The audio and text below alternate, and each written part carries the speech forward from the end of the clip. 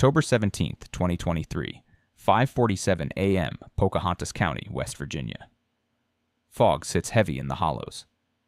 The kind of fog that swallows headlights whole and turns gravel roads into corridors of nothing. 14 vehicles from the DEA's Clarksburg Field Division move single file up a switchback road with no name, only a number, County Route 17/4, elevation 3,200 feet. The target is a 240-acre parcel at the end of that road. On paper, it belongs to a family trust.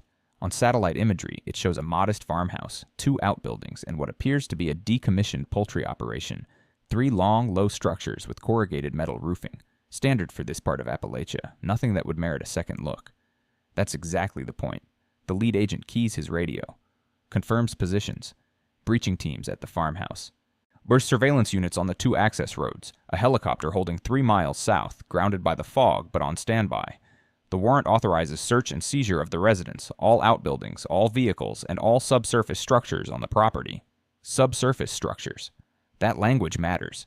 It is in the warrant because of what a confidential informant described 7 months earlier, and what thermal imaging conducted from a fixed-wing aircraft in August appeared to confirm. At 5:52 a.m., agents announced themselves at the front door. No resistance.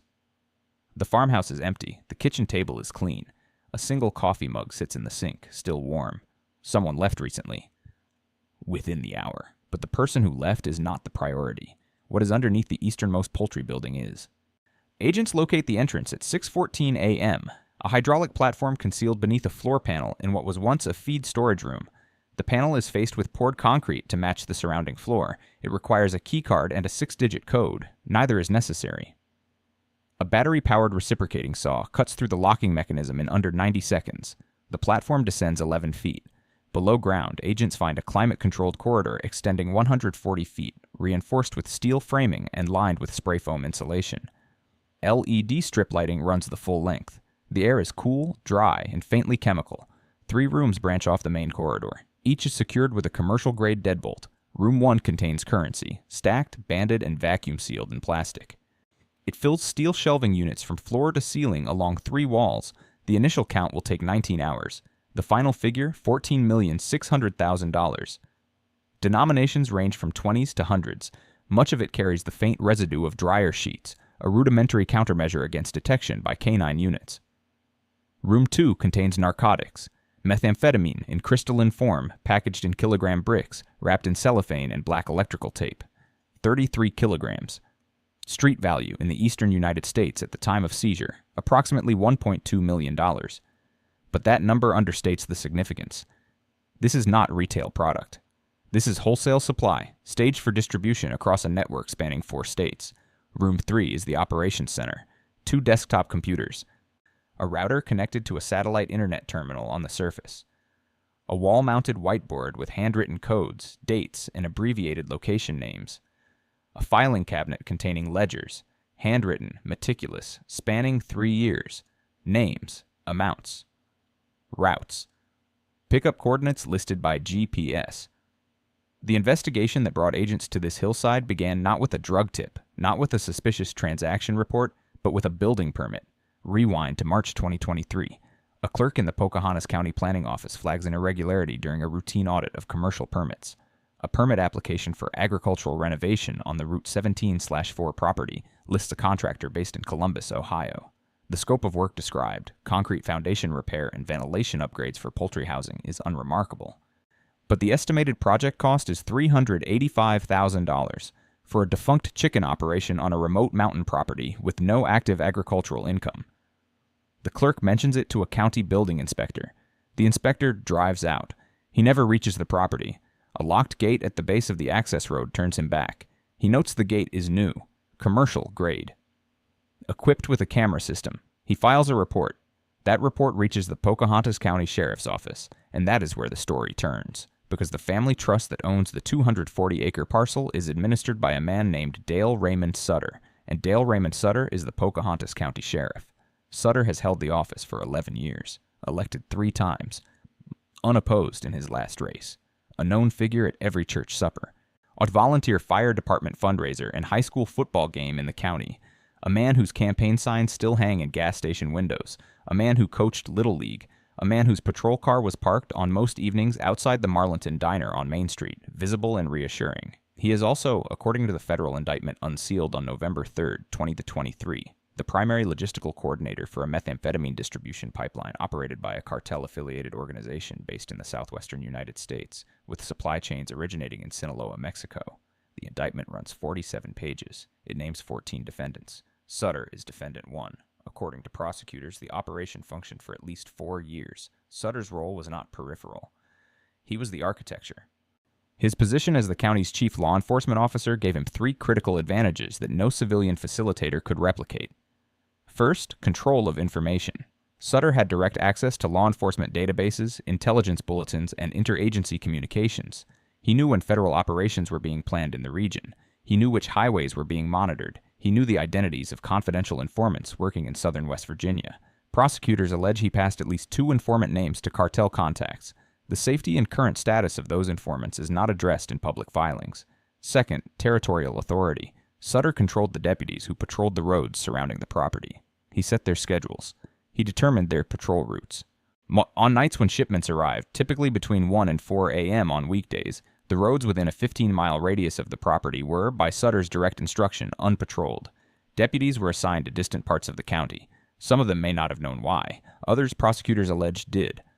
Third, credibility. When questions arose, when a neighbor reported unusual truck traffic, when the building inspector filed his report, Sutter was the person those reports landed on. He intercepted them. He dismissed them. He assured people that nothing was wrong. His word in Pocahontas County was sufficient. For years, it was more than sufficient. It was final. The federal investigation, designated Operation Hollow Ridge, it was initiated in April 2023 after the building inspector's report reached a DEA intelligence analyst through an unrelated data-sharing protocol with the West Virginia State Police. The analyst cross-referenced the property records with Sutter's financial disclosures. The discrepancies were immediate. Sutter's declared income as sheriff was $62,000 per year. His family trust, established in 2018, had acquired 3 properties totaling over 500 acres. His wife drove a current year Chevrolet Tahoe. His son attended an out-of-state private university with no financial aid on file. A recreational vehicle registered to his brother-in-law, but insured through a policy paid from an account linked to the trust, was valued at $190,000. None of it individually would convict. All of it collectively demanded answers. Over the next 6 months, the investigation expanded in concentric rings. Wiretaps authorized under Title III captured Sutter communicating in coded language with a Phoenix-based intermediary identified in the indictment as Carlos Hernan Davila Montoya. The conversations were careful. Sutter never used the word drugs. He never named specific quantities. He spoke about equipment orders, delivery windows, and inventory rotation. But the pattern aligned precisely with known shipment arrivals documented through separate surveillance of the property. A cooperating witness, a former deputy who agreed to provide testimony in exchange for reduced charges, described the system in detail during a proffer session. Shipments arrived in modified livestock trailers. Driven by rotating teams of couriers who entered the state via Interstate 64 and transitioned to secondary roads at predetermined exit points. The trailers were met at the property by 2 of Sutter's associates, who handled unloading and storage. Outbound distribution used a different method, personal vehicles driven by low-level runners, recruited from addiction recovery programs in neighboring counties, people who were desperate, people who were disposable. The cooperating witness described how Sutter managed these runners. He never met them directly. Instructions were relayed through intermediaries. Payment was made in cash, left at dead-drop locations in state forest parking areas. If a runner was arrested, Sutter ensured the charges went through his office first. In at least 3 documented instances, my cases were quietly dropped or misfiled. Evidence disappeared from the sheriff's office storage room. On the morning of October 17th, as agents dismantled the underground facility on Route 17/4, a separate team executed an arrest warrant at Sutter's residence in Marlinton. He answered the door in uniform. His badge was still pinned to his chest. He said nothing during the arrest. His attorney would later issue a statement calling the charges a politically motivated attack on a dedicated public servant. That statement was not repeated after the evidence was unsealed. Simultaneous arrests occurred in 4 states. In Phoenix, Davila Montoya was taken into custody at a restaurant. In Beckley, West Virginia, 2 of Sutter's deputies were arrested at their homes. In Columbus, Ohio, the contractor who built the underground facility was detained at his office. In Richmond, Virginia, a distribution coordinator was arrested during a traffic stop that had been choreographed days in advance. 14 defendants, 11 would eventually plead guilty. 3, including Sutter, went to trial. The trial lasted 9 days. The prosecution presented over 4,000 pages of financial records, 310 hours of intercepted communications, testimony from 7 cooperating witnesses, and forensic analysis of the seized computers that mapped the distribution network across West Virginia, Kentucky, and Ohio. The defense argued entrapment. It argued that Sutter was a passive participant manipulated by cartel operatives. It argued that the financial discrepancies had innocent explanations. The jury deliberated for 4 hours, guilty on all counts: conspiracy to distribute methamphetamine, money laundering, official corruption, obstruction of justice, witness tampering. In January 2024, Dale Raymond Sutter was sentenced to 32 years in federal prison. He will be eligible for release in 2051. He will be 83 years old. At sentencing, a woman from Greenbrier County read a victim impact statement. Her son had been recruited as a runner. He was 22. He died of an overdose in a motel room in Lewisburg 8 months before the raid. She did not cry during her statement. Her voice was steady and clear. She looked directly at Sutter as she spoke. "You were supposed to protect us," she said. "Every one of us. And you fed our children to the thing you swore to fight." The $14.6 million seized from the underground vault represented, according to prosecutors, approximately 18 months of accumulated revenue, meaning the pipeline generated close to $10 million per year flowing through a single county of 8,000 people. The methamphetamine passed through dozens of communities. It ended up in homes, in schools, in recovery centers where people were trying to get clean, recruited instead back into the machinery of distribution by a network protected by the one person charged with dismantling it. Operation Hollow Ridge remains active.